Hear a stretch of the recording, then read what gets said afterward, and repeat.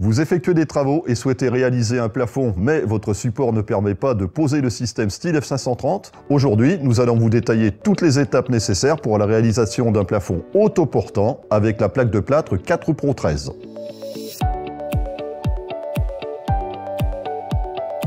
Première étape, prise des mesures et tracé. Deuxième étape, fixation des rails.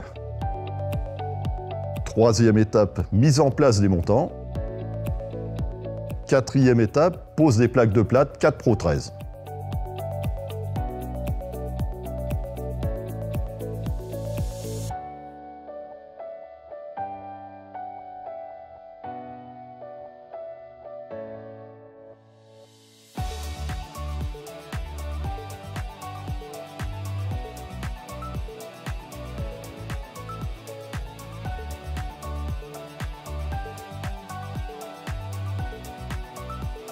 Avant de commencer, veillez à ce que les murs sur lesquels vont être fixés les montants soient des murs porteurs. Dans notre cas de figure, notre plafond a une portée de 2,30 m.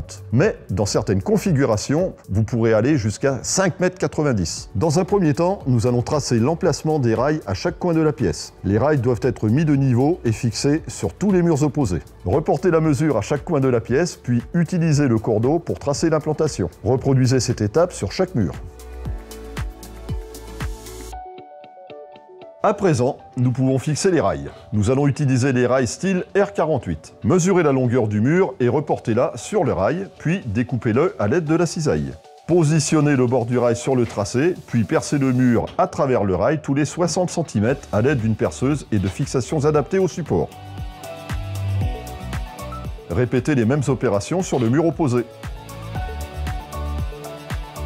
Si votre rail est trop court, mesurez la portion manquante et reportez cette mesure sur un rail. Ensuite, découpez à la cisaille et fixez les rails comme précédemment.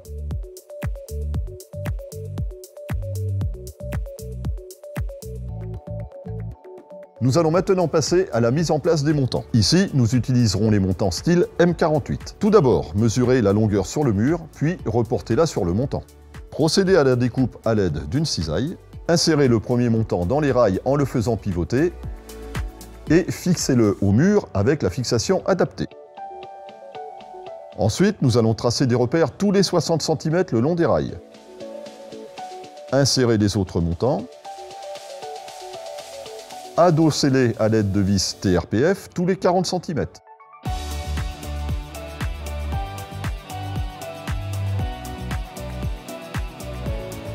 Veillez à bien aligner les trous pour faciliter le passage des gaines. Fixez-les enfin dans les rails avec des vis TRPF.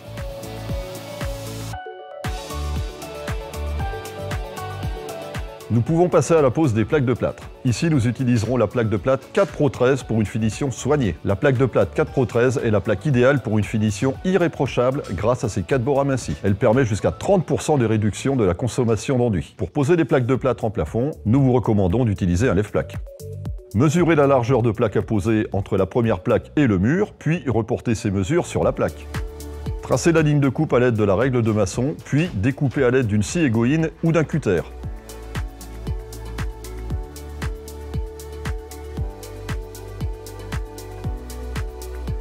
Veillez à laisser un espace de quelques millimètres entre la plaque de plâtre et les murs.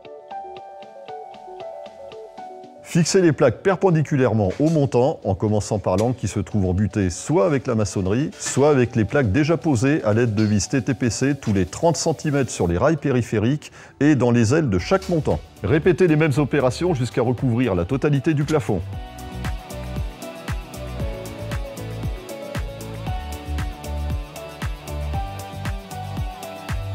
Enfin, il ne nous reste plus qu'à réaliser le jointoiement des plaques de plâtre. Pour connaître toutes les étapes détaillées pour le jointoiement des plaques de plâtre, nous vous invitons à regarder notre vidéo dédiée juste ici. Toutes les étapes sont terminées. Vous savez maintenant comment réaliser un plafond autoportant. Tous les produits présents dans cette vidéo sont en description et si vous avez des questions, n'hésitez pas à les poser en commentaire. Et surtout, allez vous abonner à notre chaîne et cliquez sur la cloche pour ne rater aucune de nos prochaines vidéos. À bientôt.